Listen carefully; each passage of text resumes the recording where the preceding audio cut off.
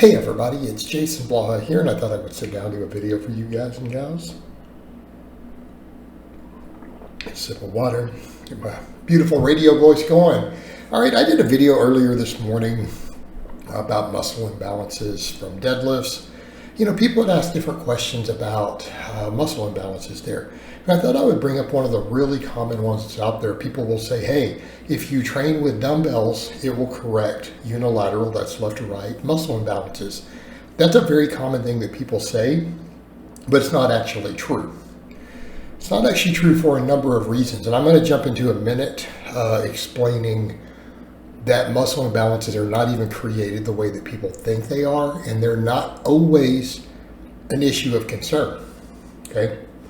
Unless you were trying to win bodybuilding shows. Okay, the first thing, dumbbells themselves do not always change the imbalances, because if your training is imbalanced, and it's because, let's say, perfect example, I've used this example many times over the years.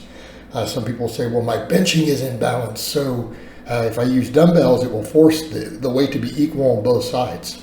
But will it? Will it really? Because here's the thing. Let's say you're doing your work sets. Let's say you're not super strong yet. I don't know, 135. You got one plate on each side. How much of that weight is outside of your hands? People will say, well, the 35 on each side, so, you know, a third of it, right? The bar's 45. No. The bar doesn't weigh that much in the middle. You only have 5 to 8 pounds in between your hands. Okay, most of the bar weight is on the outside. The collars are the heaviest part of the bar.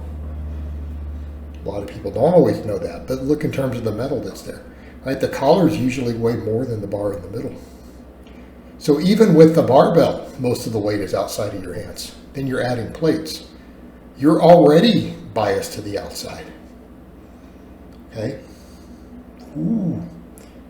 So if you're imbalanced with the bar and you're looking like this and shifting, and what do you think is going to happen with the dumbbells? You're going to exacerbate it. Same thing with a row. If you can't row even with a bar, with the bar locking your hands, keep in mind with the bar, we're locked in like this. There is no, right? It is much easier to maintain a constant bar path. And to keep the hands in the same positions. When dumbbells come in, what happens? We can do this way easier, right? All sorts of stuff gets more catawampus. Not a solution. I mean, even think about it in terms of a curl. With the bar, you're fixed. Whether it's an easy bar or a straight bar. With the dumbbells, there's a little more. So, do you see where I'm going? The weight is not even on both sides. You're less likely to have the stability to have the exact same bar path with both hands. You're actually harming that. Okay? See where we're going with that? Same thing with some of the single leg stuff. If you cannot maintain a correct bar path with a bar that's even, it will be worse with dumbbells. All right. So that's not the solution. Solution is to try to do even training. The solution is to clean your form up. And the solution is not even to go to machines, because with a machine, there's no stability like with a bar. You can literally push harder with one side more than the other. The trick is to just do your best to be consistent with the form. That's literally all we can do. I would say in some cases go wider. It's much harder to have, you know, the shifting go to the sides when you take everything out a little bit wider. It is a little harder. Not saying it can't happen. It's just easier than when you use really narrow stances or grips.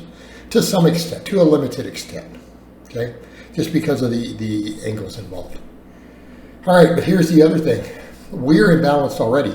If your training is perfectly balanced, guess what? You may not get balanced musculature. Why?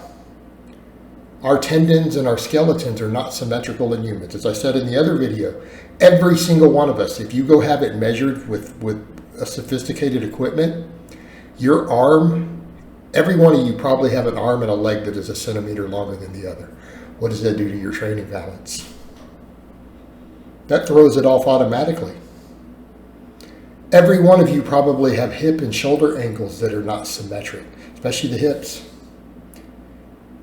You see where we're going? You really think you're going to balance that out? You're going to have some imbalances. It is normal. Asymmetry is part of human nature. That's one of the things we have noticed, by the way, though, is that when faces and stuff are lined up for beauty, what do you look for? Symmetry in the face. That's what most of the stuff shows. The more symmetrical the face is, the more beautiful the woman's normally considered to be. About to go somewhere else with this too. Those of us who have grown up around livestock, my family raised cattle. What are you looking for in your highest quality breeding bulls? Some of your breeding stock that you're not going to eat. They're going to get new babies. Symmetry. Just throwing that out there. Some people are unaware of that. Some people argue, I've never heard that before. That's cool. But, this is stuff we're looking for. But here's the thing. Are you worried about that much symmetry unless you're going to be a competitive bodybuilder? Because you're probably not going to get hurt. And here's what I mean. If you have some asymmetry and it's due to all your heavy lifting over the years and it's developed through your normal, comfortable, correct movement patterns, don't you think that is probably the correct muscle balance for you to do that movement pattern safely? I think it is. Okay? And even this is stuff that we've noticed that when we've built our strength up to do certain movement patterns and we're good at them, as long as we don't have overuse, we actually are more injury resilient.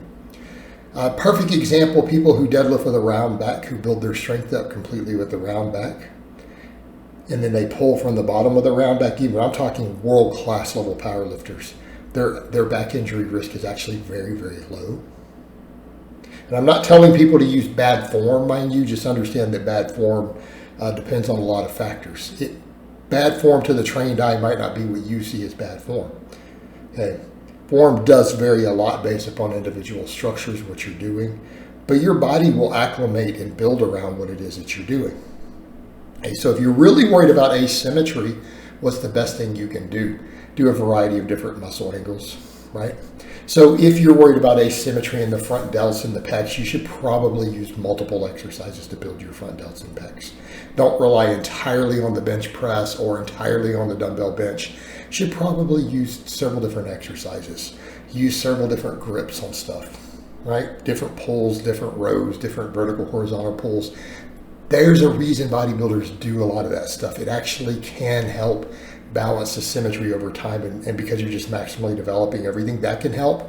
If you have a muscle that is very obviously measurably and visibly bigger or smaller on one side, you may need to do some extra small exercises for the specific head or whatever muscle that's lagging. That is oftentimes a solution from a cosmetic competitive bodybuilding perspective. Is it something people should worry about outside of that? Probably not, because people are not going to notice. You're not being judged while shredded and posing at different angles by a trained eye by a competitive judge. It's probably not a big deal. And if anything, it can give you some excessive body dysmorphia. People start creating imbalances in their mind that don't exist. Be aware of that.